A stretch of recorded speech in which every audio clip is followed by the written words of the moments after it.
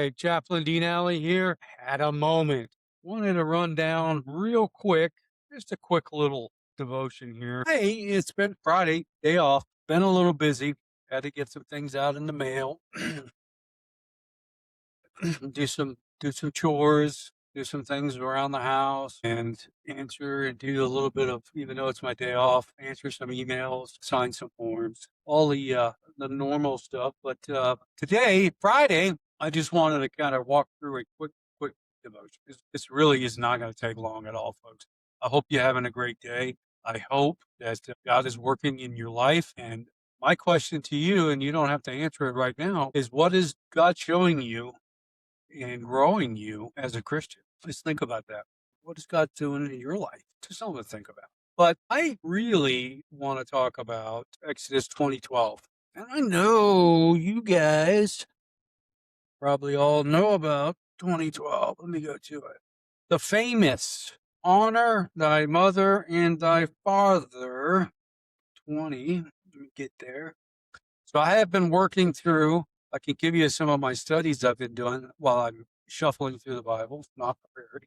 So I've read Genesis and twice. Exodus I've gone through twice. And I did Numbers twice. Then I skipped one, Leviticus. I did Leviticus last night. So Genesis, Exodus, Leviticus, Numbers, and now Deuteronomy. That's where I'm going next. So I'm doing the first 5 books of the Bible. They're called the Pentateuch, meaning 5, and they're the Torah, and they're used as a foundation in almost every Bible. And they are the scriptures that give us a lot of insight on how we can live our lives. This chapter I'm going to do tonight, which I'm sitting here getting excited about. If you ask my wife, not to be a nanny poo here, but I spent a lot of time in the Bible, both in the Hebrew and in the English versions, looking at what God is trying to show me as I go through that. It's a little deeper than most. And that's okay too, if you're a Bible geek like me. Anyways, work through those. But a couple times I popped out. I did Romans. I popped out, did Romans, and then I popped out and did Timothy. I can't remember, but I felt like jumping out of it for a minute, going into the New Testament. Anyways, so let's just talk about this guy right here. This is the 10 Commandments that was given for Israel. Okay. Now you say, Chaplain, 10 Commandments for Israel.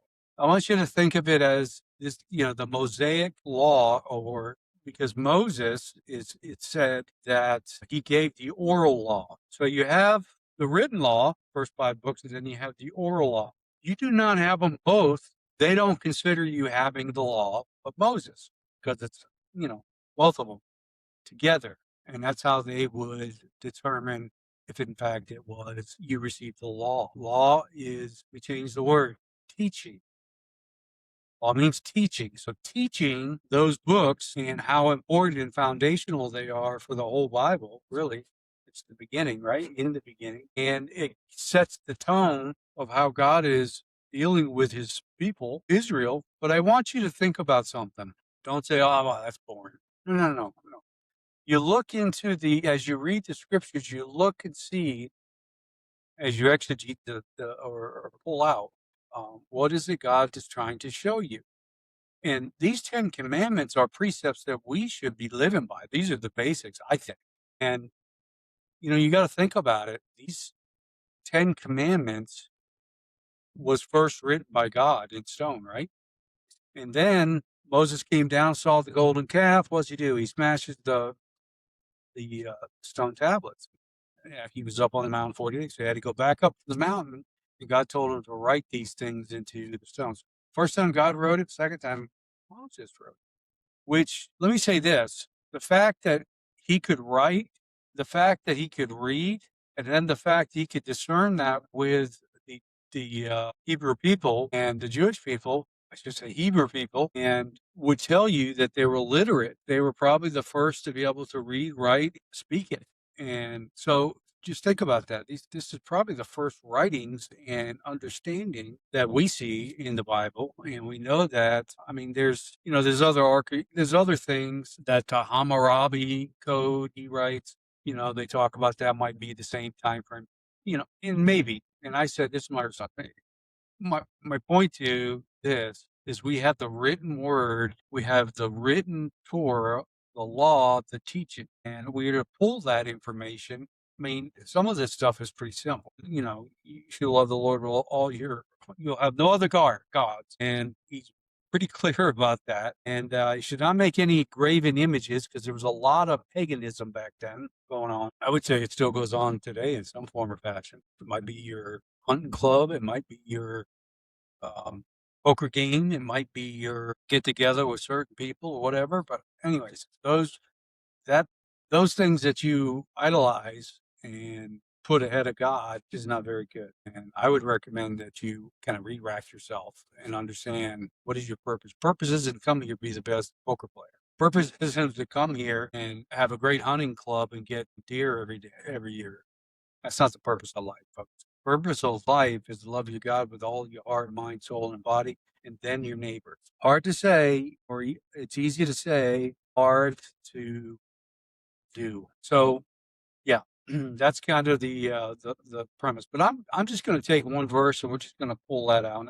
That's in verse 20, verse 12, and the Word of God says in verse 12, "Thy father and thy mother, that thy days, your days, may be long upon the land which the Lord thy God, your God, giveth thee." In other words, we are to honor our father and our mother.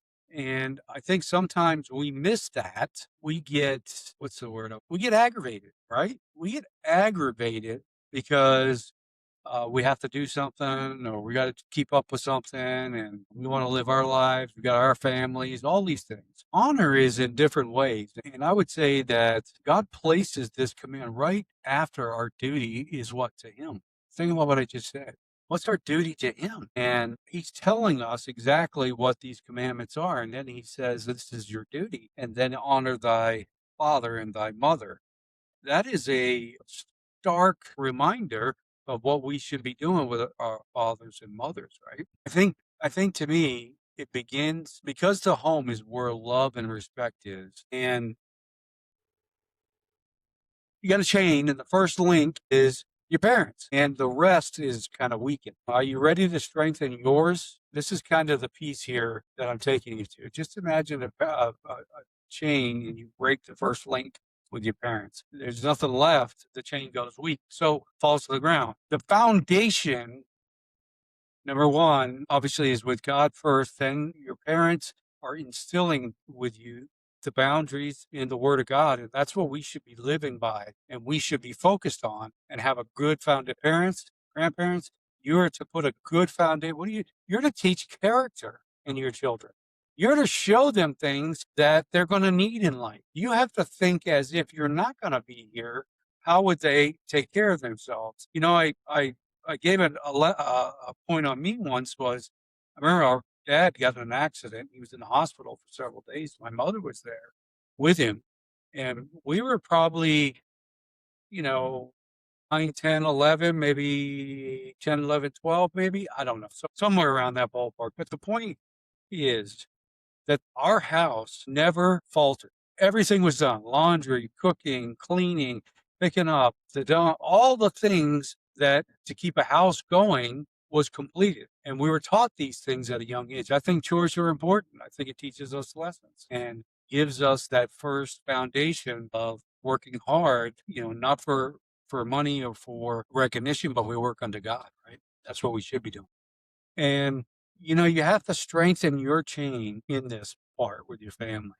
I've said it before that the Far East cultures take care of their mom and dad. They do a much better job than we do here in the United States. We throw them in a nursing home or we disregard them. We put them somewhere and because they're paying. We argue. We don't have patience. Folks, I got to tell you, these people brought you into this world. They were part of that first chain in your life. And we're to respect them according to this verse right here in in chapter 20, verse 12. You should. Shame on you if you're not doing that. Just respect them. Now, the Bible also talks about that your parents will go back to as a child. You start as a child, go through life, and then you return as a child, like the older you get. And they're not able to do the things they were able to do when you were younger or living at home or whatever. But they try to take care of you and do the thing, hopefully. But you have to really ground yourself in the foundational part. And it starts with you honoring your mom and dad. God forbid if you say something in front of your kids that, degrade them or something like that. That's just not right to do. You should be lifting them up, thanking them, showing your kids and grandkids the respect that you have for them, and teaching them. That's a teachable moment. So point one means honor means to respect and obedience. Boy, I got to tell you, we say it, but we don't do it, right? Obedience. I called this year the year of obedience for myself. This is myself, not anybody else. I've said it. This is my year of obedience to God. So my first verse is talking about honoring, right? Then I'm going to go to Ephesians. If you have your Bible, you can go with me. This is Ephesians 6, 1 and 2. Ephesians 6, 1 and 2. How I remember it is you have Galatians, Ephesians, and Philippians. The great electric power, and then company would be where you would get, I think it's Colossians right after that, right? American, I think it's Philippians, and then it goes to, Colossians. So Galatians, the great electric, Ephesians, power company, Philippians, the company would be the Galatians. So there's four. That's how I remember. Maybe that'll work for you. I don't know. But Ephesians 1, 1 and 2, pay attention. Obey your parents in the Lord, for why? This is right. Why should you obey your parents? Because it's right. It's the right thing to do. Honor is doing and obeying your parents, especially if you're living at home. Even if you're older, shame on you if you are in any way not obeying your parents. Now, I get there's some things you have to look at that you have to take in context, but for the most part, you should be. And verse 2 says, honor thy father and mother, which is the first commandment with the promise. What was the promise? What was the promise? That your days may be long upon the land which the Lord your God has given to you. I'm not saying that. I'm saying that is a great principle, and hopefully you live a long life. But let me say this. God will take you when he's ready. Period. End of sentence. Heaven he's promised with aid you with the strength, and you kind of can go from there. But if you're not obedient, you're not honoring your parents, and you're disrespecting them, I got to be honest with you that your days could be shortened. Don't know. I'm not God, but he's watching, and it's important. So we have to plant with a deep root and stand firm about honoring our moms and dads with obedience. Obedience will uproot the obedience anchors your parents, or anchors and grows with time. So you anchor in, you're going to grow over time.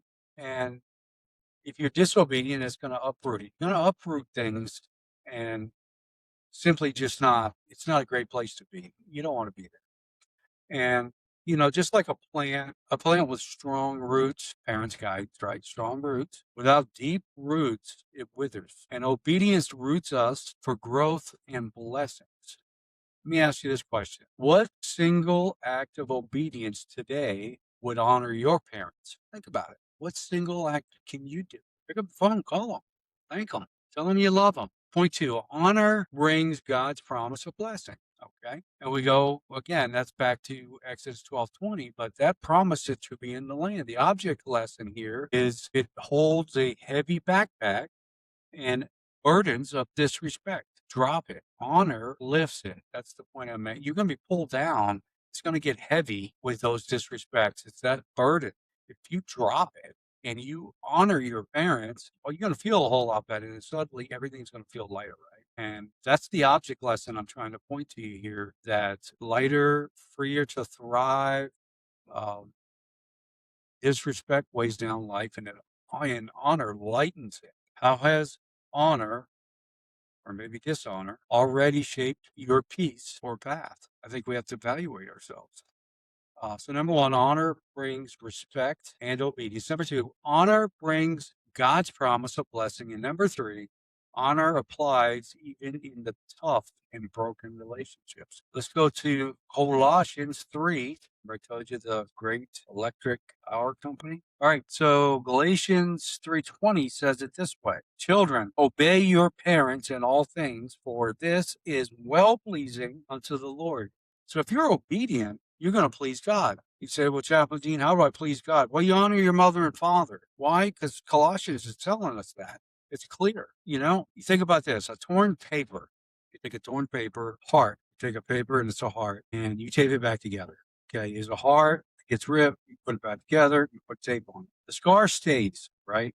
But the honor restores the worth of it, right? So if you have two pieces, put them together, you restore it, honor will restore it for its worth. You'll be happy it's still there, and that pleases God. It's kind of the object lesson here, that you'll still have scars, but you will honor God and you'll please Him. So what small steps can you take towards a difficult parent today? Anybody have a difficult parent? Anybody? Of course you do. Technology, they can't keep up with you. They're a little bit slower. They don't know the computer like you do, but they try. And God bless them. You should help them. So, they can be difficult. But that's where you step back and you say, these are the people that brought me into this world. I need to respect them. I need to give and show that respect, regardless of how I feel about it. It's not about you, folks, all the time. It's about looking around and what are we supposed to do? The Bible's clear here. Honor your father and mother, and your days will be long. You'll please God. It's pretty simple. And you honor your parents, you honor God, and secures His blessings. He'll bless you. God will bless you if you honor Him. So you have to pray. Maybe tonight you pray, or later today you pray that Lord, equip the parents to empower the children to honor you through them. That's so important. I think it's understated. It's difficult sometimes. We have a hard time reconciling that. But folks, just think about it. I mean, you'll feel better honoring your mom, and dad. Fortunately, mine have passed on, and I'm privileged to honor my mother-in-law and father-in-law. And I'm pleased to be able to do that and honor them in all things. So, anyways, Chaplain Dean Alley, I had a moment. Have a great weekend. Bye-bye.